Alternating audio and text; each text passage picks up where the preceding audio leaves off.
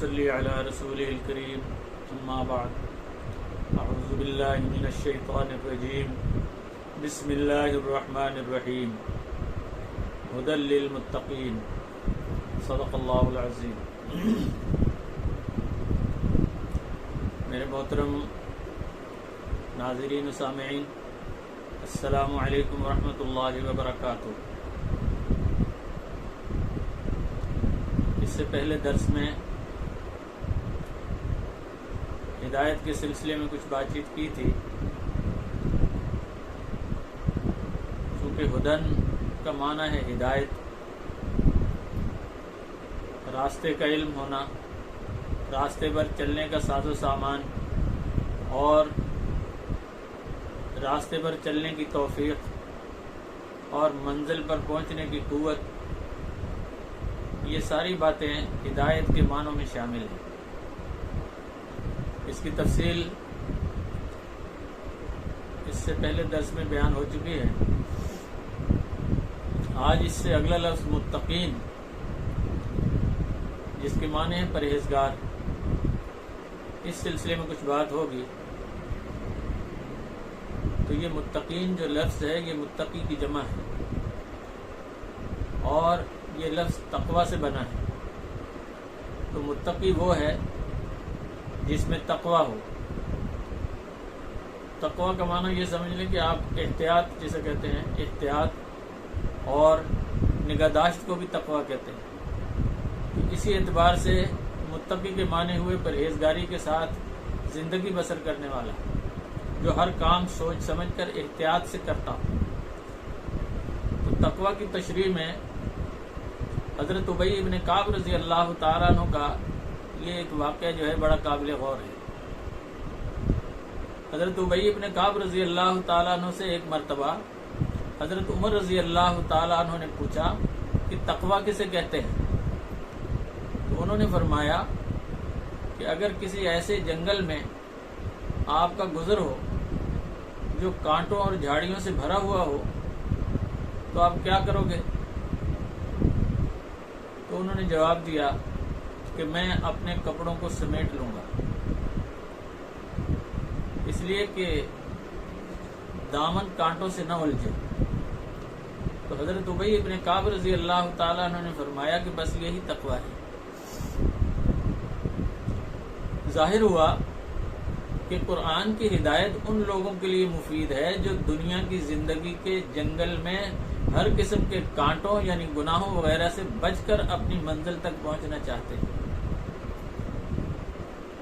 تو انسان دو قسم کے پائے جاتے ہیں۔ بعض کی طبیعت لاؤبالی ہوتی ہے، وہ اس قدر بے فکر ہوتے ہیں کہ بے سوچے سمجھے ہر کام میں ہاتھ ڈال دیتے ہیں، اور بعض ایسے ہوتے ہیں جو ہر کام کرنے سے پہلے سوچ سمجھ کر احتیاط سے کام لیتے ہیں۔ ظاہر ہے کہ ہدایت سے فائدہ احتیاط سے زندگی بسر کرنے والے لوگ ہی اٹھا سکیں گے۔ تو یہی لوگ ہیں جن میں تقوی کا رنگ پایا جاتا ہے۔ قرآن پاک کی تعلیمات سے پرہیزگاری انتہائی مدارج تک پہنچ جائے گی، اور وہ صفات جن کا اس سے آگے بیان ہوگا وہ پیدا ہو جائیں گے۔ تو یہ کتاب ساری دنیا کی ہدایت کے لیے نازل ہوئی ہے، اور یہ خطاب بھی سارے جہان والوں سے کر رہی ہے، مگر عملاً اس سے نفع صرف وہی لوگ حاصل کر سکتے ہیں جن کے اندر سچائی کی طلب اور تلاش ہو۔ آخر ہر کام کے لیے کچھ سامان کی ضرورت ہوتی ہے۔ مثلاً چلنے کے لیے پاؤں ضروری ہیں، دیکھنے کے لیے آنکھیں ضروری ہیں۔ اسی طرح قرآن سے ہدایت حاصل کرنے کے لیے دل کے اندر تقوی یعنی احتیاط کا مادہ موجود ہونا لازم ہے۔ سورج تو سارے جہان پر چمکتا ہے، لیکن جنہوں نے اپنی دیکھنے کی قوت ہی ضائع کر دی ہو ان کے لیے اس کی روشنی بیکار ہے۔ اگر زمین شور ہو تو بارش اس پر بے اثر ثابت ہوگی۔ دلوں میں تقوی پیدا کرنے کے لیے ضروری ہے کہ ہم خود اپنے کاموں کا محاسبہ کرتے رہا کریں۔ ایک مرتبہ حضرت عمر رضی اللہ تعالیٰ عنہ نے فرمایا کہ قبل اس کے کہ دوسرے تم سے جواب طلب کریں، تمہارا محاسبہ کریں، تم خود اپنا جائزہ لے لیا کرو۔ اس کے بعد یہ جو متقی ہے، متقی کی صفات بیان کی گئی ہیں. متقین یعنی متقیوں کی صفات. ان صفات میں سب سے پہلی صفت جو ہے وہ ایمان بالغیب ہے. ارشاد ہے الذین یؤمنون بالغیب، جو لوگ غیب پر ایمان لاتے ہیں. تو الذین وہ لوگ جو کہ غیب پر ایمان لاتے ہیں.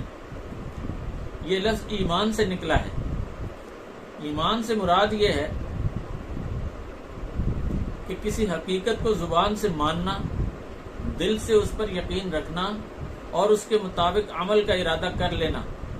جو ایمان لاتا ہے وہ شک اور شبہ سے امن میں آ جاتا ہے. یہی ایمان ہے جو شریعت میں معتبر ہے.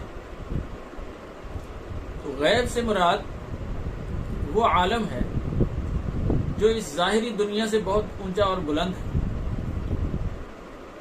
اور جس کی خبریں صرف نبی کے ذریعے معلوم ہوتی ہیں. مثلا اللہ تعالیٰ کی ذات و صفات، فرشتے، جنت، دوزخ، قیامت، حساب و کتاب، جزا اور سزا، یہ ساری چیزیں جو ہیں وہ نبی پر ایمان لائے بغیر جو ہے ایمان بالغیب کامل نہیں ہوتا.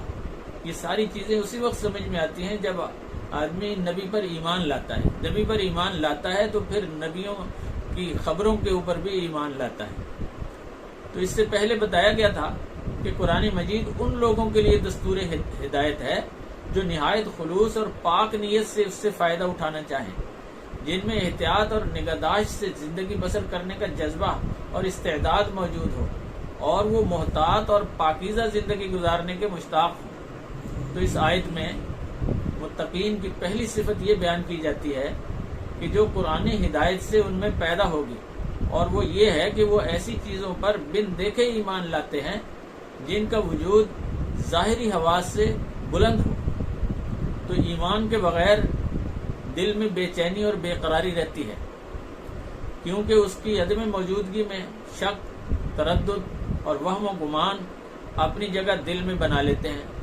لیکن ایک ایماندار سخت سے سخت مصیبت اور آزمائش کے وقت بھی کبھی نہیں گھبراتا، بلکہ اس کی ڈھارس بندی رہتی ہے، کیونکہ اس کو یقین ہوتا ہے کہ وہ ایک بڑا سہارا اور مضبوط آسرا رکھتا ہے. اس سے دماغ کو سکون اور دل کو اطمینان اور روح کو چین نصیب ہوتا ہے. عالم غیب کا یہ عقیدہ دین کے مغز اور ایمان کی روح ہے. اس کے بغیر ایمان پختہ نہیں ہوتا. تو ہم نے اپنے آپ کو قرآن کریم سے ہدایت لینے کے لیے تیار کر لیا اور متقی لوگوں میں شامل ہو گئے.